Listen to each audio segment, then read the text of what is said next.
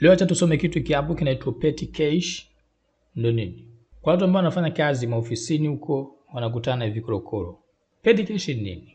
Katika ofisi yako hiyo au katika shirika fulani, kampuni, kiwanda, tunakusudia kwenye matumizi ya kila siku.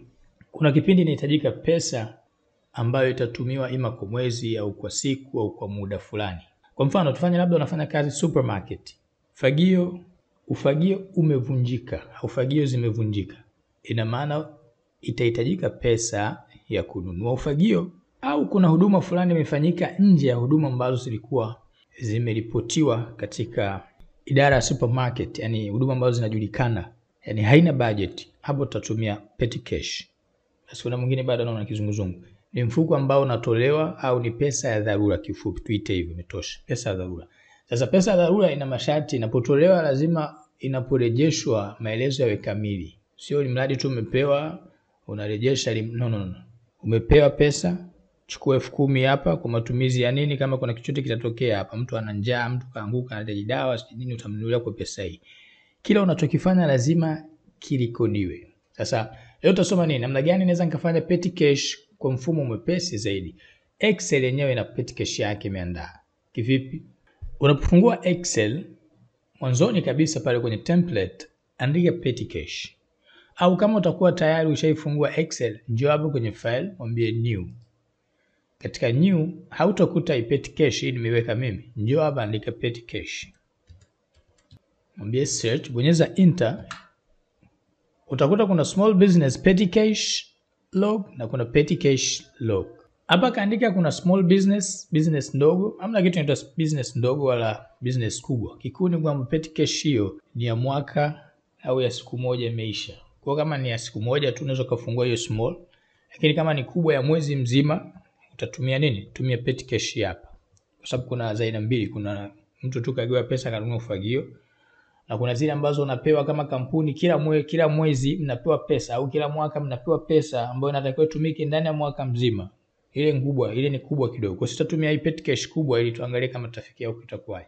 Kwa nitaambia create, atakufungulia hivi ifuatavyo. Kwa hapa tutabadilisha nini? Kwanza utaandika jina la kampuni yako. Mimi nitaandika labda NK. Tunatarajia siku za usoni NK iwe ni kitovu cha ajira, Mungu akipenda. Okay, utaandika hapa petty cash log, maelezo hii petty cash yako inaenda wapi? Yaani pesa ilitolewa imeenda kwa nani? Kwa utaandika hapo jina, labda msimamizi wa wafanyakazi. Ni wafanya kazi au wafanya kazi moja kwa moja, au mambo ya lugha tena. Okay, tutaandika wafanyakazi. Samu inaitwa ni nomino ambata. Nomino ambata. Ni somo la Kiswahili. Okay, tuachane na hapo, tupo kwenye Kiswahili, tupo kwenye Kiswahili. Ila ni muhimu sababu Kiswahili chetu kimejawa na maneno mengi ya kigeni. Mimi nadhani yanahitaji kubadilishwa vile vile. Kwa sababu sina mbio kuwa kabla ya wageni kuingia kwenye ulimwengu wetu maneno hayo tulikuwa hatuna. Yaani sisi tulikuwa hatuna neno ruhusa, tulikuwa tuombe ruhusa sisi eti. Haiwezekani. Okay, sio somo letu au ni mambo ya Kiswahili, watu wanafanya utafiti huko watajua wenyewe wanafanyaje. Kwa hapa nimeandika hii pesa ilitumwa kwa msimamizi wa wafanyakazi. Naweza nikaandika hapa jina lake, labda fundi mtupa. Tarehe itaandikwa tarehe, utaandika tarehe yake hapa. Utaandika tarehe labda pesa ikapewa tarehe leo tarehe ngapi? Kapewa leo tarehe 4 mwezi wa 11. Pesa ataitumia mpaka tarehe ngapi kifupi? Sio lazima. Kifupi kapewa pesa leo. Okay, hapa ni salio. Mimi nitaandika salio. Andika Kiswahili, maneno hayo kama unavyohitaji mwenyewe. Mimi andika hapo salio lobaki. Tarehe hizi hapa. Kwa utaanza kuandika, tumesema tarehe 1, sisi tumempa tarehe 4, ilikuwa tarehe 4 mwezi wa 11 mwaka 2020. Mwingine haelewi bado, anaona kizungu mkuti. Iko hivi, hapa mimi naandika data kuhusiana na hii pesa ambayo nimepewa au kampuni inanipa kwa matumizi ya siku 2-3. Matumizi madogo. Sio pesa ya mshahara, sio mshahara, ni pesa matumizi madogo. Of course, madamu ni kampuni lazima hiyo pesa iandaliwe data ieleweke. Sio useme tu sijui nilimpa mudi, sijui alienda kununua, sijui kuna mtu sijui alianguka alikuwa anahitajika dawa kiswahili, alikuwa anaona kizunguzungu, sijui hiyo haieleweki. Utalipa wewe hiyo pesa. Lazima uandike, umeelewa? Unaleta story ya kijiweni katika pesa ya kampuni. Take care. Hapo utaandika risiti, yani zile risiti ambazo unapewa. Kuna risiti kama ni kwa sababu pesa ukishaitoa ili uje kuirejesha lazima uweke risiti. Yani wewe mtu umempa hiyo pesa. mfano umepewa 10,000 yote. Mtu umempa labda alikuwa anataka 5,000, umempa 5,000. Anaporudi lazima akuletee receipt. Sio tena naye anarudi asema, "Oh, nimeenda kununua miogo siku kwa mama nani? Mama yeye yule hana karatasi ya nini?" No. Hiyo haitakiwi, haiko hivyo. Anatakiwa aende sehemu ambazo kutakuwa kuna karatasi. Sio, umeelewa? Kwa uwe makini. So baadaye unakuja kushikwa koo huko unaanza kulialia, "Oh, nimeonewa nini," kumbe wewe mwenyewe ndio umejionea. Haujakuwa makini. Hujakuwa makini kwenye mahesabu. Maana yake nisiseme haujakuwa, kwa lugha yetu ya Kiswahili itakuwa nimekosea kwenye upande wa sarufi. Take care. Haujakuwa ni ngeli, kama mfano mti wangu bado haujakuwa. Lakini hujakuwa ni kiwakilishi cha nafsi wewe. Kwa maana yake hujakuwa. Kuwa makini katika upande huo, Kwa hapa nitaandika receipt. Tufanye receipt ndio hiyo namba hizo hapo. Hapo utaelezea nini? Utaelezea hiyo pesa ya nini? Hapa yeye alivyokuwekea hapa kakuwekea hivi, pesa ambayo unapewa utaandika hapa. Umeona? Hapa ndio same. Kwa maana hii ndio pesa ambayo umepewa. Kwa hapo utaandika labda pesa ya kampuni. Unaweza kaandika hapa pesa ya kampuni, yani pesa ambayo ulipewa na kampuni. Labda nilipewa 1000 ngapi? Labda 50,000. Tufanye 10,000. Umepewa 10,000. Kwa sababu matumizi ya kawaida. Kuna decimals. Kuna alama ya dola. Acha tutoe hizo alama. Nataka tuweke pesa yetu ya Tanzania. Kwa mimi nitakuja hapa nitaambia bwana, bonyeza control select na hapa, njoo kwenye general. Mwambie si hapa tutaki hizo pesa mtazoweka nyinyi. Nataka tuweke pesa yetu sisi. Njoo kwenye more function. Kwenye currency hapa. Nataka sio ameandikaje, wameweka ovyo ovyo. TZS. Okay, bonyeza T itakuja TZS. Kwa sababu ukienda kwa mfumo wao hapo unapiga utakesha hapo. Pesa yangu ya hapa TZS maana yake ni pesa ya Tanzania. Ambia okay. Nataka niandike 10,000, naandika 10,000 hapo. Mtu ataniuliza swali. Okay, mimi nimechagua TZS pesa ya Tanzania. Ananiuliza swali. Hizi desimali nazihitaji? Of course, katika mahesabu hakikisha unaandika kila kitu. Yaani hata kama hiyo senti umeandika bwana hapa sisi tulinunua shilingi kadhaa ikabaki senti kadhaa. Kama senti bado katika matumizi ya makampuni senti bado zipo ujue. Uelewe hivyo. Unapoenda kununua vitu huko kijijini huko unaenda kuchukua ndizi nini utakuta wale wanauziana atakwambia hapa sisi shilingi 5, shilingi 4, shilingi 10. Hivyo vitu bado vipo. Kwa hiyo lazima uviweke kwa sababu ndio mahesabu yanaanzia huko. Umeelewa? Kuandika kila kitu. Usije baadaye ukajikuta umeandika hela safi, umeandika hela kuu tu kuanzia shilingi 1 chini ujaandika afu unaanza kulialia. Kwa hiyo hizo desimali utazihitaji. Desimali ni hizo sifuri hizo zidi huko mbele. Kama uzihitaji utaziondosha. Kwa sababu kuna kipindi kuna baadhi ya pesa kuna senti zinatumika. Mfano kama tunaona hapa kuna sijui pondi ngapi na senti 53. Okay. Mwingine ananiambia kwani Kiswahili sasa hivi tunatumia senti. Mimi sielewi, kifupi nikwambia kuwa makini. Kama pesa yako inatumia senti, tumia senti.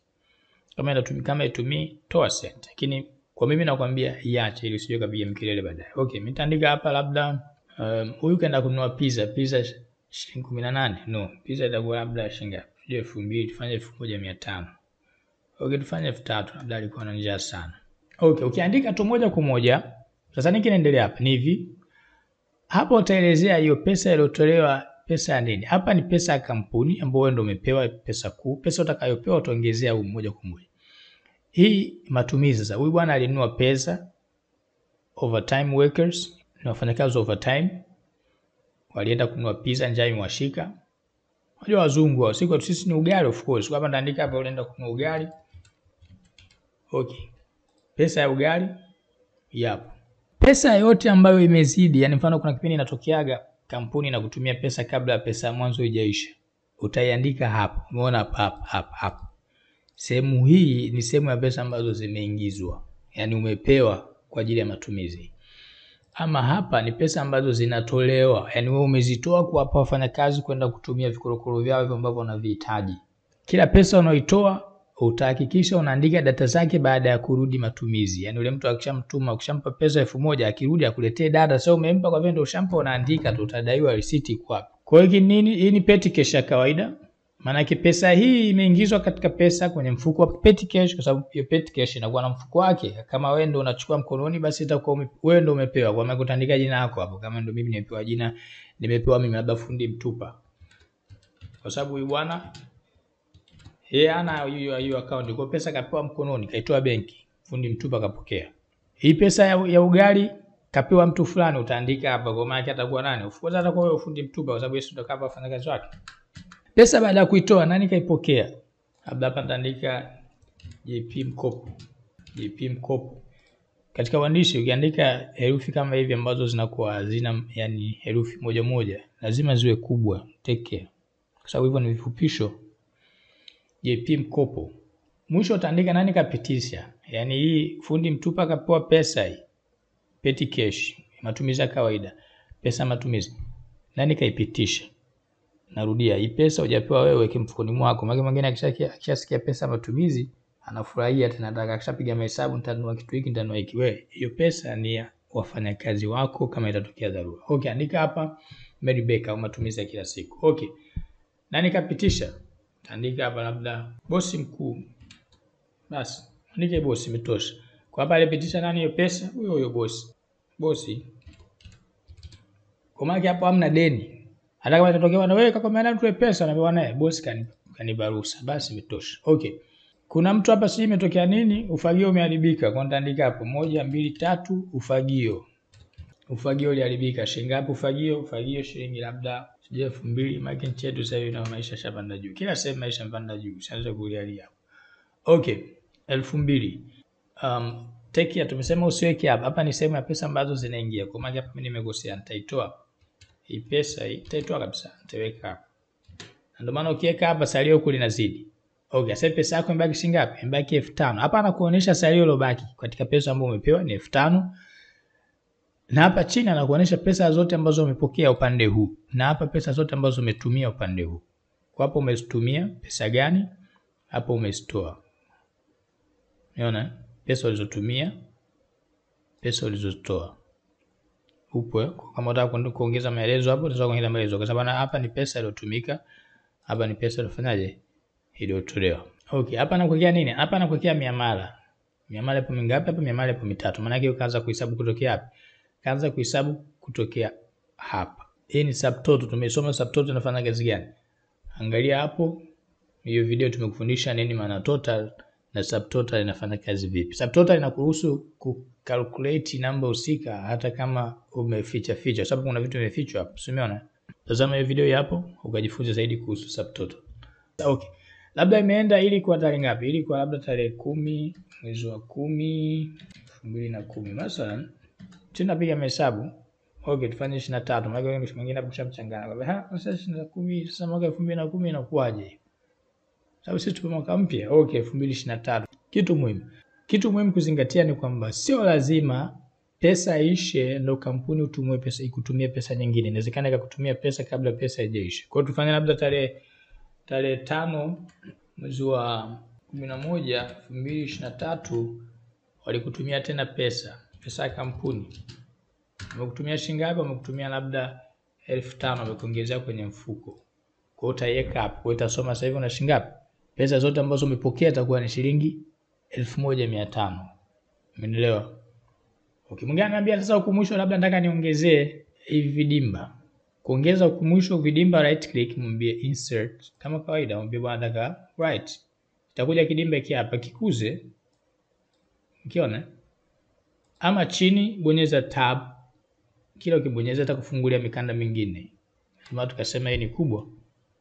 Haya maelezo yote unaruhusiwa kuyatoa. Hizi ni receipt, unaweza kuzibadilisha ukaweka majina unataka mwenyewe. Hapa ni receipt, unaweza ukafuta hapo kaandika jina lako. Hapa ni description, maana maelezo unaweza kufuta kaandika maelezo. Sisi wazungu. Maelezo au matumizi utajua mwenyewe. Hapo utaandika pesa ambayo imeingizwa, pesa tulipokea, pesa tulizopokea Kiswahili kwa. Okay, pesa tulizopokea. Pia unaweza kusema tulio kwa sababu si unaweza kusema pesa yangu, si ndio? Au lazima niseme pesa zangu. Utajua mwenyewe ni uso. Okay, pesa tulizopokea na hapa pesa ambayo tumefanyaje? Unaona, kwa andika maelezo unayotaka. Imetumwa kwa nani? Imetumwa kwa, utaandika mfuko husika kama ni akaunti zilipokelewa na ruhusa na yake mtu ambaye ameruhusu. Hii tumezidisha sisi kwa tuongeza tunachokihitaji. Kuna kitu tumeacha hapo, comment uko chini. Hii ni NK. Tunalenga wewe uwe more than a professional. Asanteni. Angalia. Somo linalokuja tutashughulikia kidude hiki. Kwa watu ambao wanatumia program za Adobe kwa sasa wameleta update. Ukitumia program ya Adobe wakashuku kuwa labda utakuwa umeichukua tu hujaifanyia activate, watakuletea kidude kila baada ya muda hiki. Muda mwingine kinakera. Unatazama movie yako, imekuja mbele. Unafanya kazi zako, kimekuja. Upo kwenye mkutano, kimekuja. Mimi naandaa masomo, kimekuja. Utafanya nini? Somo lijalo tutatengeneza askari ambaye atakuwa anafanya kazi ya kutafuta kila program ambayo itakiwi na kuikata. Upo? Hii ni NK. Tunalenga wewe uwe more than a professional. Chini kuna linki kwa watu ambao wanataka kujifunza zaidi masomo ya kompyuta. Jaza linki hiyo, isome vizuri. Kabla hujajaza maelezo yako, soma vizuri. Kwa sababu kuna wengine wanajaza lakini ukija kuwajibu, soma vizuri, bonyeza submit. Utatumiwa ujumbe ili kujiunga na masomo yetu. NK Computer Training, tupo hapa kwa ajili yako wewe uwe more than a professional.